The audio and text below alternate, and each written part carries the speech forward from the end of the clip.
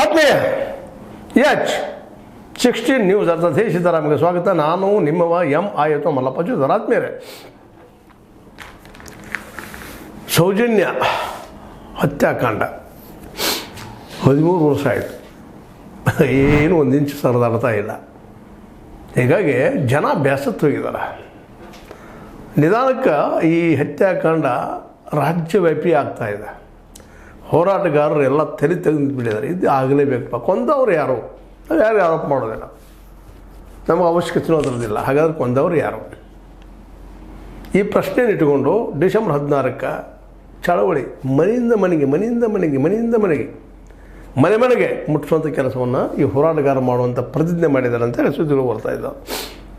ಇದು ನಿಜ ಆದರೆ ನಿಶ್ಚಿತವಾಗಿಯೂ ಕರ್ನಾಟಕ ಸರ್ಕಾರಕ್ಕೆ, ಜೊತೆಗೆ ರಾಷ್ಟ್ರದ ದೇಶ ಸರ್ಕಾರಕ್ಕೂ ಸಹಿತ, ಸಂವಿಧಾನಕ್ಕೆ ಸಹಿತ ಒಂದು ರೀತಿ ಚಾಲೆಂಜ್ ಇದ್ದಂಗೆ. ಒಬ್ಬ ಹೆಣ್ಣಲ್ಲ, ಎಷ್ಟು ಜನ ಹೆಣ್ಮಕ್ಳ ಹತ್ಯೆ ಆಗಿದೆ ಅಲ್ಲ. ಹಾಗಾದ್ರೆ ಯಾರು ಅಂತ ನಮ್ಮ ಪೊಲೀಸ್ ಇಲಾಖೆ ಅಷ್ಟೊಂದು ವೀಕಾ? ಯಾರು ಕೊಲೆಗಾರ ಹಿಡಿಲಿಕ್ಕೆ ಆಗ್ತಾ ಇಲ್ವಾ?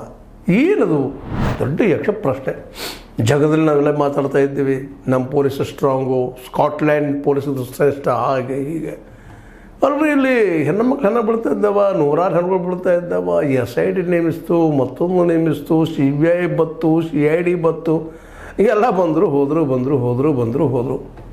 ಯಾಕೆ ಧರ್ಮಸ್ಥಳದಲ್ಲಿ ಎಲ್ಲ ಗಲ್ಲಿನ ಕಾರ್ಯಕರ್ತರಂತ ಅವರನ್ನು ಗುರುತಿಸ್ಲಿಕ್ಕೆ ಇವರೆಂದು ಸಾಧ್ಯಲ್ವಾ? ಹಾಗಾದ್ರೆ ಇಂಟರ್ನ್ಯಾಷನಲ್ ಯಾವುದು ಕರೆಸ್ಬೇಕಾಯ್ತು ಇನ್ವೆಸ್ಟಿಗೇಷನ್ಗೆ, ಶೋಧನೆಗೆ? ಇದೊಂದು ದೊಡ್ಡ ಪ್ರಶ್ನೆ. ಇವರು ನಮ್ಮಲ್ಲಿ ಅಷ್ಟೊಂದು ವೀಕ್ ಅದ ನಮ್ಮ ಪೊಲೀಸ್ ಇಲಾಖೆ. ಬಹಳಷ್ಟು ಎಚ್ಚರಿಕೆಯಿಂದ ಈ ಮಾತಾಡ್ತಾ ಇದ್ದೀನಿ ಅವತ್ತು ನಾನು. ನಿಜವಾಗಿಯೂ ಪೊಲೀಸ್ ಇಲಾಖೆ ಸೋಲು, SIT ಸೋಲು, CBI ಸೋಲು, CID ಸೋಲು. ಅದೇನು ED ಎಲ್ಲ ಇಲ್ಲದ್ದು ಬರ್ತದೆ. ಇವತ್ತು ಯಾಕೆ ಬರ್ತಾರೆ ED?